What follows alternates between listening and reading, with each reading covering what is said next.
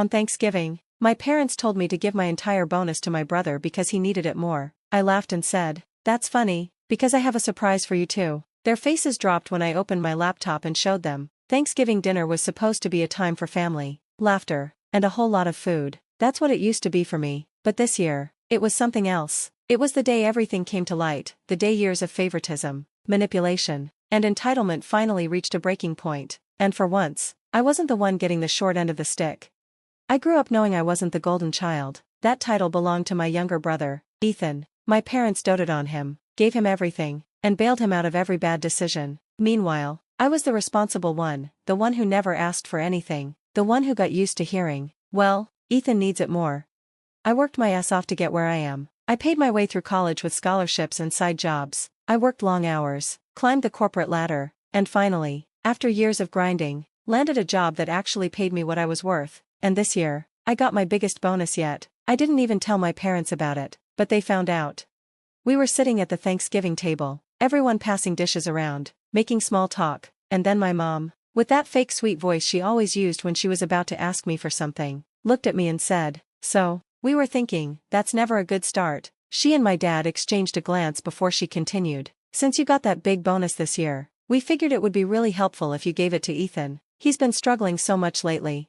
I blinked. I genuinely thought she was joking. I let out a small laugh and said, "That's funny, because I have a surprise for you too." Their faces lit up for a second, probably thinking I was about to say something generous. That's when I pulled out my laptop. I opened the folder I had spent months gathering, screenshots, receipts, emails, everything, and I turned the screen toward them. Silence. My mom's smile froze. My dad's face paled. Ethan, who up until now had been smirking like he always did when he thought he was getting away with something, suddenly looked like a deer in headlights. See, what they didn't know, what they never bothered to ask, was that I had been keeping track of everything. Every time they took money from me, every time they borrowed something they never returned, every time they made excuses for Ethan while expecting me to be the responsible one. But that wasn't even the worst part. I had something else, something bigger, something that would make sure they never asked me for another dime again. I took a deep breath, leaned back in my chair, and said, "I hope you're ready for this." My mom reached for her wine glass with a shaking hand. My dad just stared at the laptop, his jaw clenched so tight I thought his teeth might crack. And Ethan? He was already looking for a way out, shifting in his chair, eyes darting around the room like a rat trapped in a cage. I let the silence sit for a moment, let them sweat, then I tapped the screen. "This," I said slowly, "is every bank transfer I've ever sent you, every loan that was never paid back, every emergency bill you couldn't cover because Ethan needed help." I scrolled down. The numbers added up, thousands, tens of thousands. My mom started to say something, but I held up a hand. "I'm not done."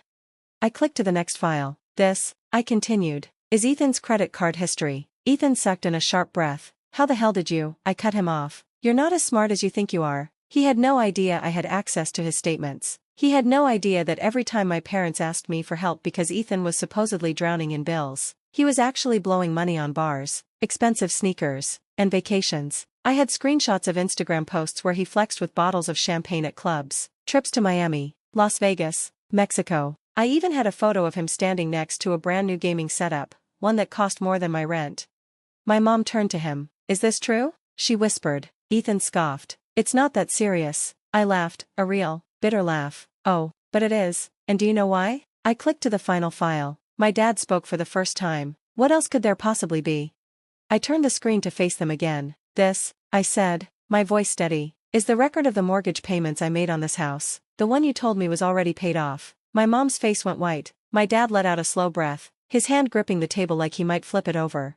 "Yeah, that's right, I found out. See, about a year ago, my parents came to me crying, saying they were in danger of losing the house. They begged me for help, swore they just needed a little bit to get back on their feet. I was hesitant, but I didn't want them homeless. So I paid, and paid, and paid. Then I got curious. I did some digging, and I found out the house was never in danger. The money? Gone. Where? Ethan. My parents funneled the money straight to him. For his struggles, for his hard times, for his vacations, his parties, his fun."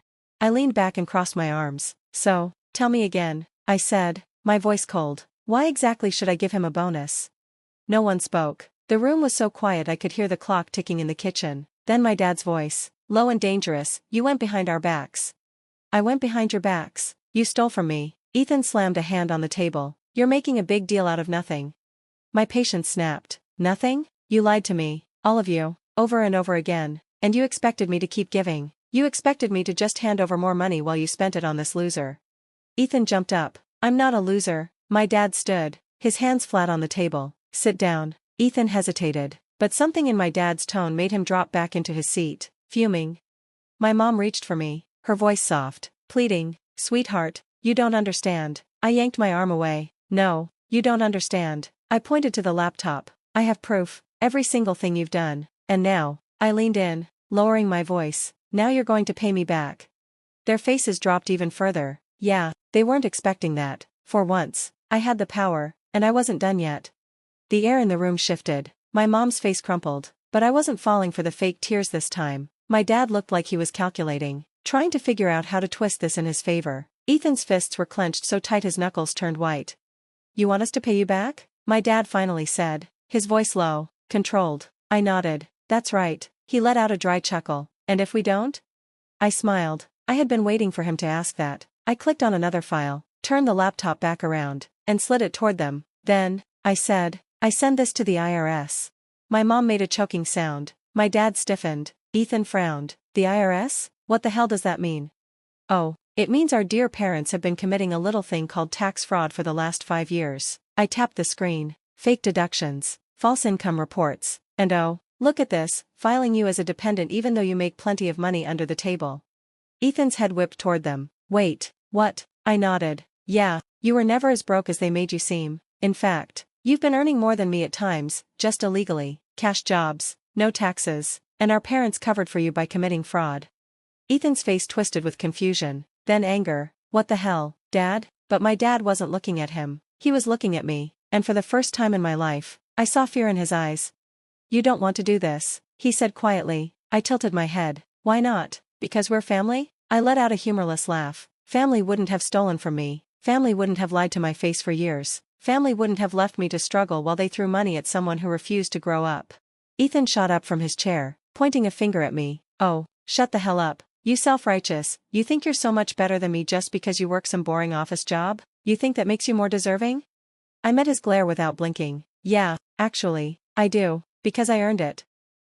My mom sobbed into her hands. My dad rubbed his temple, his face unreadable, and then something unexpected happened. Ethan laughed, a slow, ugly laugh that made my skin crawl.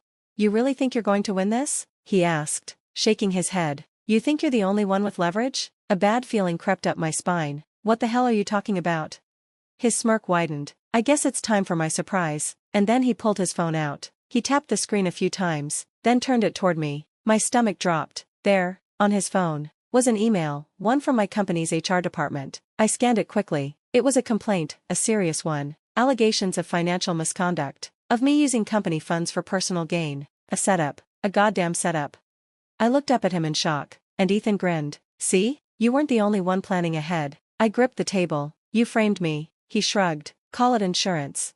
My heart pounded. If my company took this seriously, I could lose my job, my career, everything I had built, and the worst part? I could see it in my parents' faces. They knew, they had helped him. This wasn't just favoritism anymore. This was war. I stared at Ethan's phone, my pulse hammering in my ears. The fake complaint from HR, the setup, the absolute audacity of it. I forced myself to breathe. Stay calm. Don't give him the reaction he wants. I looked him straight in the eye. How long have you been planning this? His smirk widened. Does it matter? You thought you were the only one playing the game. Guess what? You lost.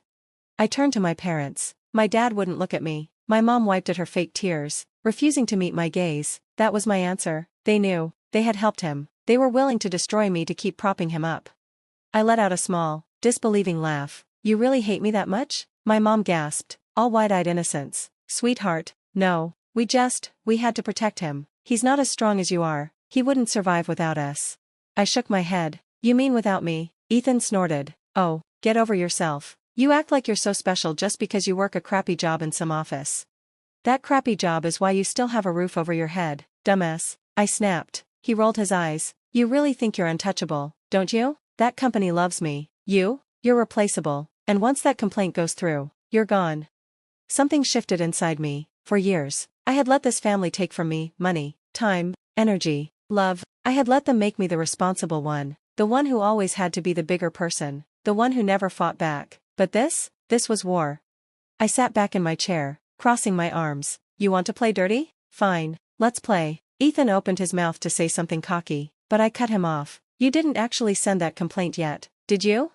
He blinked. What? I smirked. Oh, I know you didn't send it yet. I pointed at the screen. It's still in draft mode. His face twisted in confusion before he quickly swiped his phone back. So what? I'll send it right now. Go ahead. He froze. I leaned in. Do it. His fingers hovered over the screen, hesitation flickering across his face. That's when I laughed, a deep, bitter laugh. You're bluffing. He looked up, scowling. No, I'm not. Oh, but you are. I shook my head. You thought you had leverage. You thought you could scare me with this little trick. You don't even understand how corporate HR works. I leaned in, lowering my voice. Do you really think my company would take an anonymous complaint at face value? You think they wouldn't investigate? You think they wouldn't find out where it came from?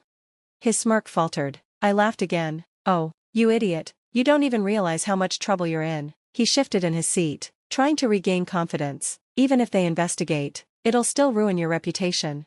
I shrugged. Maybe, but guess what? I have an actual lawyer. And do you know what's illegal, Ethan? Silence. I smiled knowingly. Filing a false report, defamation, corporate fraud. I have evidence that I've done nothing wrong. And if you do send that complaint, I will sue you. I will sue this entire family. I will take you all down. I turned to my dad. And let's not forget your situation. His jaw clenched. I tapped my laptop. All I have to do is send one email to the IRS. And you? You're looking at an audit, fines, and maybe even jail time.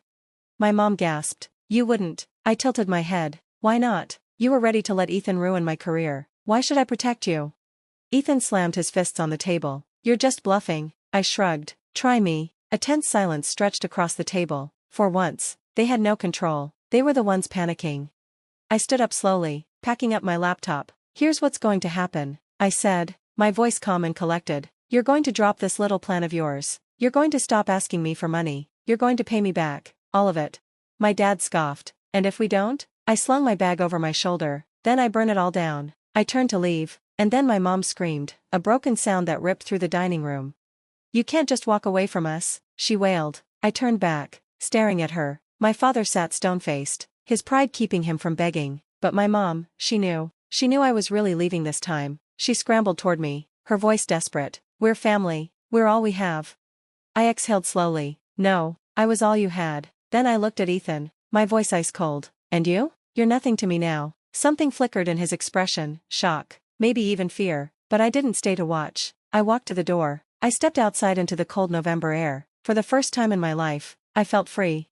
I never went back. A month later, I got a notification. One of the payments I demanded had gone through. I didn't respond. I focused on myself, my future, my peace, and as for them, well, I heard from a cousin that the IRS did. In fact, come knocking. I never sent the email, but someone else must have. Funny how karma works.